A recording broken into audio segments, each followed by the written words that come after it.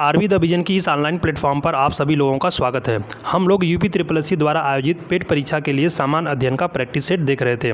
आज के इस वीडियो में हम लोग प्रैक्टिस सेट 3 देखेंगे, जो कि सामान्य अध्ययन और सामान्य जागरूकता पर आधारित होगा। करंट अफेयर्स के प्रश्नों को हम लोग प्रैक्टिस सेट के माध्यम से अभी कुछ दिनों बाद देख लेंगे, ठीक है, परीक्षा के पहले। आइए हम लोग पहले प्रश्न को देखते हैं। पहला प्रश्न पूछा गया है, निम्नलिखित राज्यों में से किस राज्य का अधिग्रहण लॉर्ड डलहौजी के द्वारा लैप्स की नीति के अंतर्गत नहीं किया गया था? ऑप्शन दिया गया नागपुर, संबलपुर, उदयपुर या फिर दिल्ली। तो इसमें राइट आंसर क्या हो जाएगा? Right answer option number D हो जाएगा, दिल्ली। देखिए, डलहौजी का जो शासनकाल था भारत में गवर्नर जनरल के रूप में, उसका शासनकाल था 1848 से लेकर 1856 तक, ठीक है। और जो उसकी नीति थी डॉक्ट्रिन ऑफ लैप्स या फिर राज हड़प की नीति, उसके अंतर्गत उसने सबसे पहले अंग्रेजी साम्राज्य में सतारा को 1848 में मिलाया था। कब मिलाया था? 1848 में। किसको मिलाया था? सतारा को। इसके अलावा उसने संबलपुर, भगाट, उदयपुर, झांसी और नागपुर को अंग्रेजी साम्राज्य में मिला लिया था इसी नीति के अंतर्गत। प्रश्न संख्या 2 देखते हैं हम लोग। प्रश्न संख्या 2 में पूछा गया है, निम्न में से कौन सा एक मानव नेत्र का भाग नहीं है? ऑप्शन दिया गया फीमर, आइरिस, प्यूपिल या फिर रेटिना। तो राइट आंसर क्या हो जाएगा? Right answer option number A हो जाएगा, फीमर। फीमर जो होता है मानव नेत्र का भाग नहीं होता है, बल्कि ये मानव शरीर की सबसे बड़ी हड्डी होती है। बाकी जो 3 ऑप्शन दिए गए हैं, आइरिस, प्यूपिल और रेटिना, ये तीनों क्या हैं? ये तीनों मानव नेत्र के भाग हैं। आइए प्रश्न संख्या 3 देखते हैं हम लोग। प्रश्न संख्या 3 में पूछा गया है, किसने अपना सारा जीवन विधवा पुनर्विवाह के लिए समर्पित कर दिया था? ऑप्शन दिया गया है राजा राम मोहन राय, एमजी राणा डे, ईश्वरचंद्र विद्यासागर या फिर एनी बेसेंट। तो राइट आंसर इसमें क्या हो जाएगा? Right answer option number C हो जाएगा, ईश्वरचंद्र विद्यासागर। देखिए, ईश्वरचंद्र विद्यासागर के प्रयासों से ही 1856 में, यह ईयर बहुत ही इंपॉर्टेंट है, 1856 में हिंदू विधवा पुनर्विवाह अधिनियम पारित किया गया था। बहुत बार परीक्षाओं में पूछा गया है कि हिंदू विधवा पुनर्विवाह अधिनियम 1856 में किसके द्वारा, किसके प्रयासों से लागू किया गया या पारित किया गया? तो कौन हो जाएंगे? ईश्वरचंद्र विद्यासागर। ईश्वरचंद्र विद्यासागर एक समाज सुधारक, शिक्षा शास्त्री एवं स्वतंत्रता सेनानी थे। 1848 में इन्होंने बैताल पंचविंशति नामक बांग्ला भाषा की प्रथम गद्य रचना का प्रकाशन भी किया था। आइए प्रश्न संख्या 4 देखते हैं हम लोग। प्रश्न संख्या 4 में पूछा गया है, किस आयोग की सिफारिश पर भारतीय रिजर्व बैंक की स्थापना की गई थी?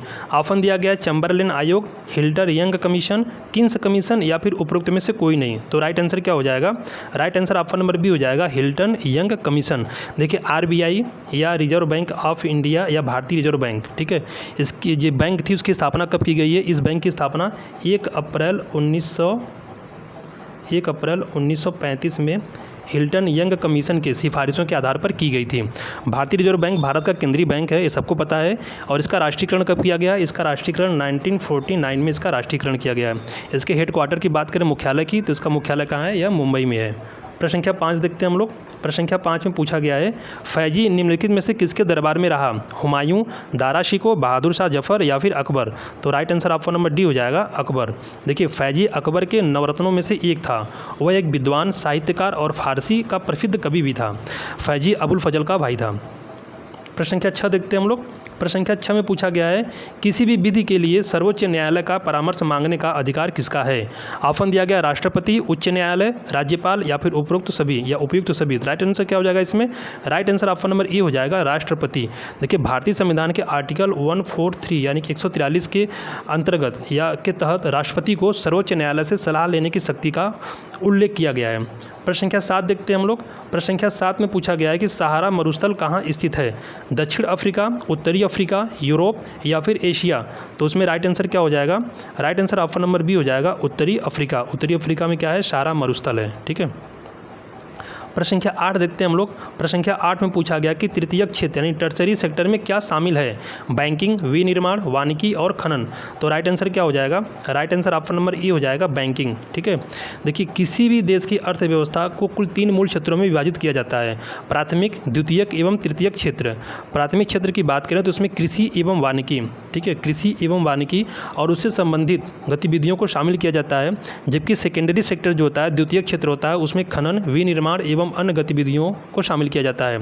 तृतीयक क्षेत्र की बात करें, टर्सरी सेक्टर की बात करें, तो इसमें विभिन्न प्रकार की सेवाओं को शामिल किया जाता है, यानी सर्विसेज को शामिल किया जाता है, जिसमें बैंकिंग हो गया, व्यापार हो गया, पर्यटन हो गया और अन्य प्रकार के सर्विसेज होते हैं, ठीक है। तो राइट आंसर क्या हो जाएगा? ऑप्शन नंबर ए, बैंकिंग, ठीक है।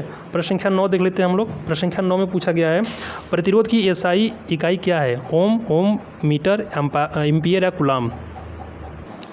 देखिए इसका राइट आंसर क्या हो जाएगा, इसका right answer option number A हो जाएगा ओम। ठीक है, प्रतिरोध की जो एसआई इकाई होती है वो वोल्ट प्रति एम्पियर या ओम होती है। किसी चालक का वह गुण जो उस चालक में बहने वाली धारा का विरोध करता है प्रतिरोध कहलाता है। ठीक है, प्रश्न संख्या 10 देखते हैं हम लोग। प्रश्न संख्या 10 में पूछा गया है, यहाँ पे डाट दिया गया है स्टार्टिंग में। अनुपात के अनुसार बैंकों को अपनी जमा राशि का एक अंश रिजर्व बैंक के पास रखना होता है। सांविधिक तरलता होता है, आरक्षित नकद होता है, आरक्षित जमा होता है या फिर करेंसी जमा होता है। इसमें से क्या होता है, तो इसमें राइट आंसर क्या हो जाएगा, right answer option number B हो जाएगा आरक्षित नकद। ठीक है, रिजर्व कैश। देखिए आरक्षित नकद मौद्रिक नीति का एक अंग है। कैश रिजर्व रेशियो वह फंड होता है जो बैंकों को रिजर्व बैंक के पास जमा रखना होता है। जब आरबीआई मुद्रा के प्रवाह को कम करना चाहता है तो इसका स्तर बढ़ा देता है।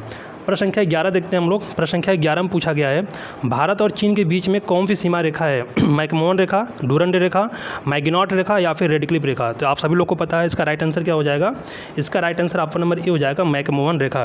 डूरंड रेखा की बात करें, डूरंड रेखा किसके बीच में है, भारत और अफगानिस्तान के बीच में। मैगिनॉट रेखा की बात करें तो किसके बीच में है, फ्रांस और जर्मनी के बीच में है। और रेडक्लिफ रेखा किसके बीच में, भारत और पाकिस्तान के बीच में क्या है, रेडक्लिफ रेखा है।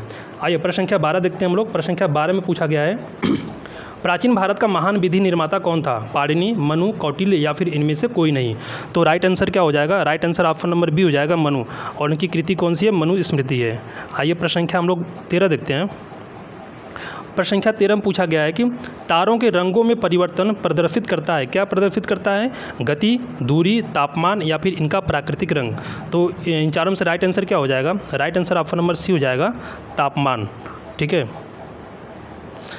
तारे के रंग से हम उनके तापमान को ज्ञात कर सकते हैं। प्रश्न संख्या 14 देखते हैं हम लोग।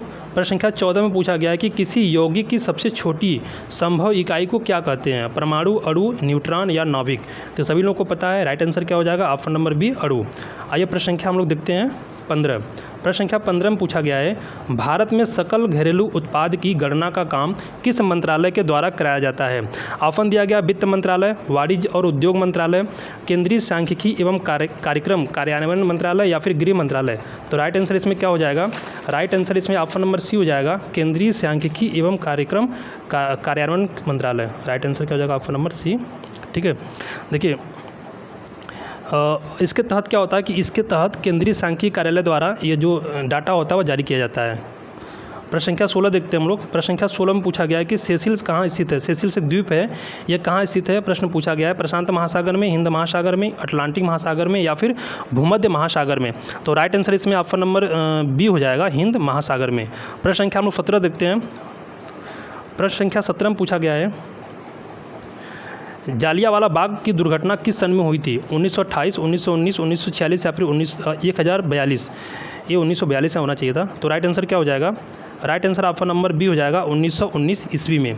देखिए जालियांवाला बाग हत्याकांड पंजाब के अमृतसर जिले में घटित हुआ था। और जब जालियांवाला बाग हत्याकांड 13 अप्रैल, डेट भी देख लेते हैं हम लोग, 13 अप्रैल 1919, 13 अप्रैल 1919 में उस समय घटित हुआ था जब रॉलेट एक्ट के अंतर्गत पंजाब के दो क्रांतिकारी नेता सैफुद्दीन किचलू और डॉक्टर सत्यपाल की गिरफ्तारी के विरोध में लोगों द्वारा प्रदर्शन किया जा रहा था। तो उस समय क्या होता है कि उस समय वहाँ पे जो कि यह दुर्घटना घटित होती है। प्रश्न संख्या 18 देखते हैं। प्रश्न संख्या 18 में पूछा गया है, हमारे वातावरण में कितने प्रतिशत नाइट्रोजन है, 78%, 72%, 21% या फिर 28%। राइट आंसर क्या हो जाएगा, right answer option number A हो जाएगा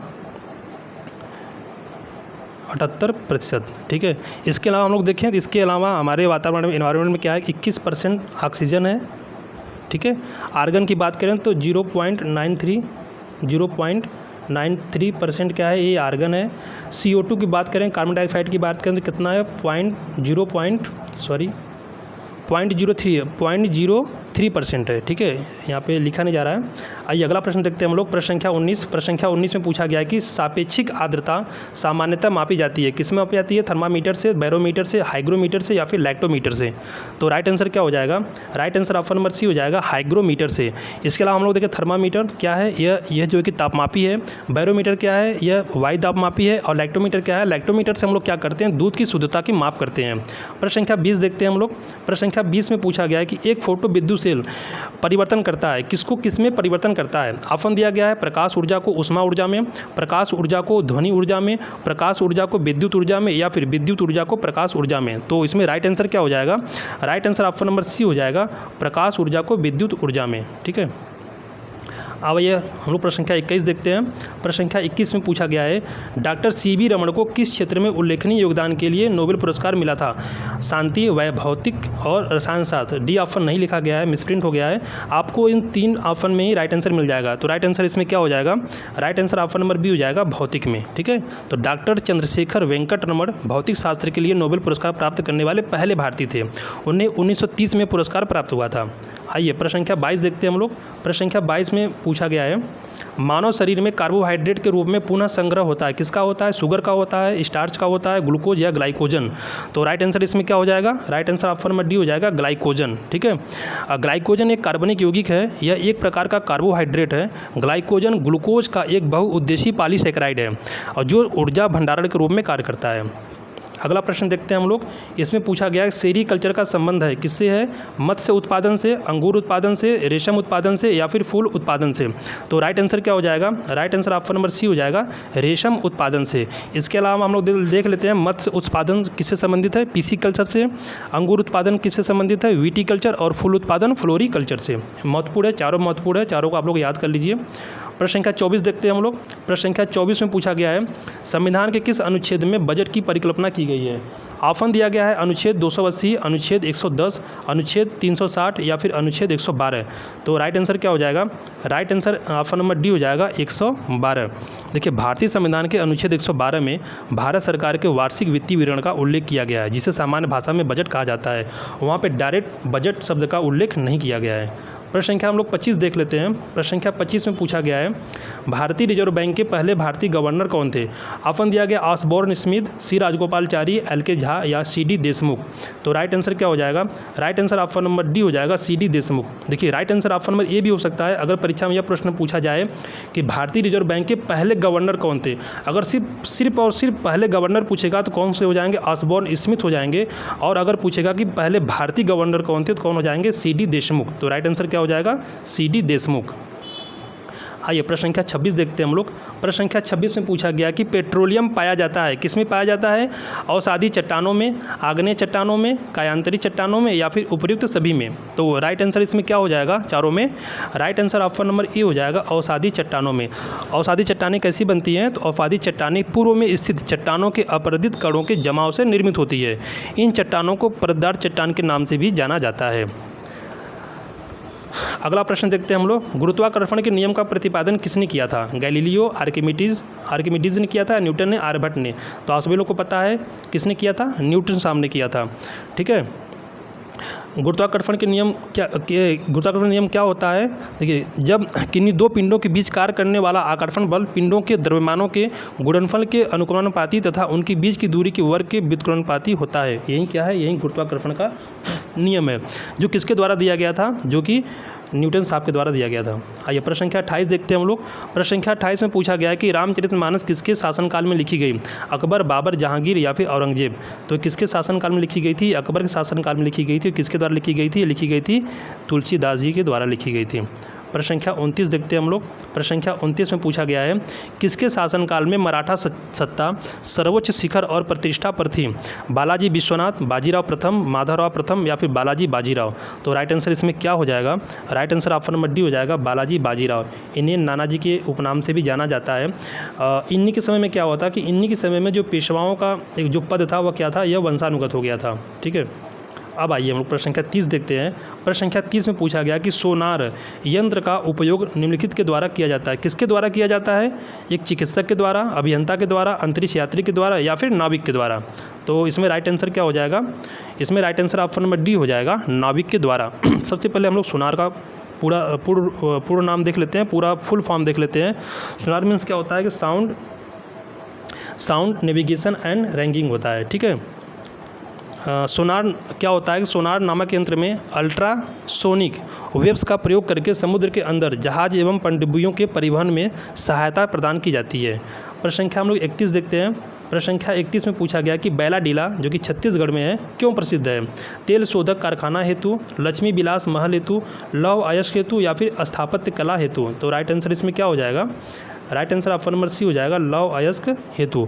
और ये कहाँ है बैलाडीला? यह दंतेवाड़ा में है, ठीक है, दंतेवाड़ा जिला में स्थित है बैलाडीला। और ये किसके लिए फेमस है? यह है लौह अयस्क हेतु फेमस है। प्रश्न संख्या 32 देखते हैं हम लोग।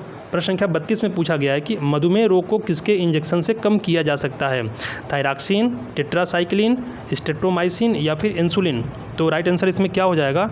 राइट आंसर ऑप्शन नंबर हो जाएगा डी, इंसुलिन, ठीक है। प्रश्न संख्या 33 देखते हैं हम लोग। प्रश्न संख्या 33 में पूछा गया कि डिप्थीरिया तथा इन्फ्लुएंजा बीमारी किससे होती है? वायरस तथा बैक्टीरिया क्रमशः, बैक्टीरिया तथा वायरस क्रमशः, बैक्टीरिया या फिर जल प्रदूषण? तो राइट आंसर क्या हो जाएगा? Right answer option number B हो जाएगा, बैक्टीरिया तथा वायरस क्रमशः, ठीक है। अब हम लोग इसकी व्याख्या देख लेते हैं। देखिए जो डिप्थीरिया रोग होता है, और डिप्थीरिया रोग जो होता है वह होता है कोरोनी बैक्टीरियम डिप्थीरिया नामक जीवाणु से होता है। यह रोग अधिकांशतः संक्रमित जो दूध होता है उसके माध्यम से फैलता है। और इन्फ्लुएंजा की बात करें तो इन्फ्लुएंजा एक संक्रामक रोग है और यह वायरस जनित रोग होता है। प्रश्न संख्या हम लोग 33 देखते हैं। प्रश्न संख्या 34 में पूछा गया है, बेरी रोग किस विटामिन की कमी से होता है? Vitamin A, vitamin B, vitamin C या फिर विटामिन डी? तो राइट आंसर इसमें क्या हो जाएगा? Right answer option number B हो जाएगा, बीटा बी, विटामिन बी। और विटामिन बी का रासायनिक नाम क्या होता है? यह होता है थायमिन, ठीक है। प्रश्न संख्या 35 देखते हैं हम लोग। प्रश्न संख्या 35 में पूछा गया है कि भारत में पुर्तगाली साम्राज्य का सर्वप्रथम प्रभाव किसने डाला? वास्को डिगामा, पीटर मंडी, डेमिस गोस्पीस या फिर प्लिनी? तो राइट आंसर इसमें क्या हो जाएगा? राइट आंसर इसमें हो जाएगा वास्को डिगामा। देखिए पुर्तगाली नाविक वास्को डिगामा पहली बार भारत में कब आया था? यह आया 17 मई 1498 में, ठीक है, 1498। कहाँ का है? पुर्तगाल का है। यह भारत में आया था। भारत में भी कहाँ पे आया था? तो भारत में जो है कि केरल राज्य के मालाबार तट के कालीघाट बंदरगाह पर पहुंचा था। किसके सहायता से पहुंचा था? तो एक गुजराती पथ प्रदर्शक थे, कौन थे? अब्दुल मजीद, उसकी सहायता से भारत में पहुंचा था, ठीक है। प्रश्न संख्या हम लोग 36 देखते हैं। प्रश्न संख्या 36 में पूछा गया है कि निम्नलिखित में से किसको आधुनिक भारत का जनक कहते हैं? लाला लाजपत राय, महात्मा गांधी, राजा राम मोहन राय, राजा मनमोहन नहीं, राजा राम मोहन राय हो जाएगा, राजा राम मोहन राय, ठीक है, राजा राम मोहन राय या फिर सरदार भगत सिंह? तो राइट आंसर क्या हो जाएगा? Right answer option number C हो जाएगा, राजा राम मोहन राय। प्रश्न संख्या हम लोग 37 देखते हैं। प्रश्न संख्या 37 में पूछा गया है कि रडार या राडार, मैं लिख दे रहा हूँ यहाँ पे, राडार का आविष्कार किसने किया था? जॉर्ज ईस्टमैन ने, रॉबर्ट वाटसन वाट ने, जेएल बेयर्ड ने या फिर ग्राहम बेल ने? तो राइट आंसर इसमें क्या हो जाएगा? Right answer option number B हो जाएगा, रॉबर्ट वाटसन वाट ने, ठीक है। राडार में क्या होता है? राडार में रेडियो तरंगों का प्रयोग करके किसी वस्तु की स्थिति, दूरी, दिशा तथा गति आदि का पता लगाया जाता है। जिसका पूरा नाम होता है वो क्या होता है? Radio detection and ragging. प्रश्न संख्या हम लोग 38 देखते हैं। प्रश्न संख्या 38 में पूछा गया है, गवर्नर द्वारा जारी किया गया अध्यादेश किसके द्वारा मंजूर किया जाता है? ऑप्शन दिया गया राष्ट्रपति के द्वारा, विधानमंडल के द्वारा, विधानसभा के द्वारा या फिर मुख्यमंत्री के द्वारा? तो इसमें राइट आंसर क्या हो जाएगा? इसमें right answer option number B हो जाएगा, विधानमंडल के द्वारा। अब आइए हम लोग प्रश्न संख्या 39 देखते हैं। क्वेश्चन नंबर 39 में पूछा गया कि किस विटामिन की कमी से स्कर्वी रोग होता है? Vitamin A, vitamin B6, vitamin के या विटामिन सी? तो राइट आंसर इसमें क्या हो जाएगा? Right answer option number D हो जाएगा, विटामिन सी। आइए प्रश्न संख्या 40 देखते हैं। प्रश्न संख्या 40 में पूछा गया है, मुस्लिम लीग की स्थापना का श्रेय जाता है किसको जाता है भाई? मोहम्मद अली जिन्ना को, सर सैयद अहमद खान को, सलीमुल्लाह खां एवं आगा खां को, खान अब्दुल गफ्फार खान को? तो राइट आंसर इसमें क्या हो जाएगा? Right answer option number C हो जाएगा, सलीमुल्लाह खां एवं आगा खां को, ठीक है। देखिए 30 दिसंबर 1906, आप फिर डेट भी पूछ सकता है। 30 दिसंबर 1906 को क्या हुआ? मुस्लिम लीग की स्थापना की गई थी। और किसके नेतृत्व में की गई थी? तो यह आगा खां, ढाका के नवाब सलीमुल्लाह खां, मोहसिन उल मुल्क तथा वकार उल मुल्क के नेतृत्व में ऑल इंडिया मुस्लिम लीग की स्थापना की गई थी, या फिर यह अस्तित्व में आया था, ठीक है। अगला प्रश्न देखते हैं हम लोग। अगले प्रश्न में पूछा गया है कि क्षेत्रफल की दृष्टि से भारत का दूसरा सबसे बड़ा राज्य है कौन सा है? महाराष्ट्र, मध्य प्रदेश, उत्तर प्रदेश या फिर राजस्थान? तो राइट आंसर क्या हो जाएगा? एरिया वाइज पूछा है, तो एरिया वाइज में सेकंड पोजीशन पे कौन है? मध्य प्रदेश पे है, मध्य प्रदेश है। Right answer option number B हो जाएगा, मध्य प्रदेश। एरिया वाइज पहला राज्य कौन सा है? वो हो जाएगा आपका राजस्थान, ये पहला स्थान हो गया। दूसरा कौन है? दूसरा आपका मध्य प्रदेश हो गया, प्रश्न में पूछा गया है। तीसरा कौन सा हो जाएगा? तीसरा महाराष्ट्र हो जाएगा। और चौथा कौन सा? यूपी है, ठीक है। तो सबसे पहले है area wise Rajasthan, Madhya Pradesh, Maharashtra and then UP. आइए प्रश्न संख्या 44 देखते हैं हम लोग। प्रश्न संख्या 44 में पूछा गया है मसालों का बगीचा उपनाम से प्रसिद्ध राज्य है। कौन सा राज्य है? कर्नाटक, केरल, झारखंड या फिर गोवा। तो right answer option number B हो जाएगा, केरल। प्रश्न संख्या 43 देखते हैं हम लोग। 43 में पूछा गया है कि भारत के राष्ट्रपति के बारे में कौन सा कथन असत्य है? न्यूनतम आयु 35 वर्ष होना चाहिए, कार्यकाल जो है कि 8 वर्ष का होना चाहिए, कार्यकाल 8 वर्ष होता है इनका, त्यागपत्र उपराष्ट्रपति को देते हैं, देता नहीं है भाई, देते हैं, महाभियोग से हटाया जा सकता है। तो इसमें बाकी देखिए, बाकी 3 तो सही है, न्यूनतम 35 वर्ष, ये तीनों सही है। कौन सा कथन असत्य पूछा है? तो ऑप्शन नंबर बी क्या है? असत्य है। ये 8 वर्ष नहीं होता है, 5 वर्ष होता है। जब राष्ट्रपति अपना पद ग्रहण करता है तो पद ग्रहण करने की तिथि से 5 वर्ष तक क्या होता है, उसका समय होता है, उसका शासनकाल होता है। ठीक है, अब आइए हम लोग उसका कार्यकाल होता है। प्रश्न संख्या 44 देखते हैं। 44 में पूछा गया कि लोकसभा एवं राज्यसभा की संयुक्त बैठक की अध्यक्षता निम्नलिखित में से कौन करता है, किसके द्वारा किया जाता है? लोकसभा का अध्यक्ष, राष्ट्रपति, राज्यसभा का सभापति या फिर दोनों सदनों में वरिष्ठतम सदस्य। तो राइट आंसर इसमें से क्या हो जाएगा? Right answer option number B हो जाएगा, राष्ट्रपति के द्वारा सॉरी ऑप्शन बी नहीं होगा, इसका जो राइट आंसर होगा ऑप्शन नंबर ई हो जाएगा, लोकसभा का अध्यक्ष हो जाएगा। ठीक है, भारतीय संविधान के आर्टिकल 108 के अंतर्गत संयुक्त अधिवेशन की अध्यक्षता लोकसभा का अध्यक्ष करता है। अब आइए हम लोग प्रश्न संख्या 45 देखते हैं, जो कि आज का अंतिम प्रश्न है। इसमें पूछा गया है कि वायुमंडल में कौन सी परत पराबैंगनी किरणों का अवशोषण करती है? मीथेन, नाइट्रोजन, ओजोन या फिर हीलियम। तो राइट आंसर क्या हो जाएगा? Right answer option number C हो जाएगा, ओजोन। तो आज के जो कि सामान्य अध्ययन के 45 महत्वपूर्ण प्रश्न थे। करंट अफेयर्स के प्रश्न भी जल्द ही प्रैक्टिस सेट के रूप में आप लोग देखेंगे। कम से कम 250 से 300 प्रश्न आप लोग प्रैक्टिस सेट के माध्यम से करंट अफेयर्स के सॉल्व करेंगे, जो कि परीक्षा के लिए बेहद ही महत्वपूर्ण होगा। पूरा वीडियो देखने के लिए आप सभी लोगों का बहुत बहुत धन्यवाद।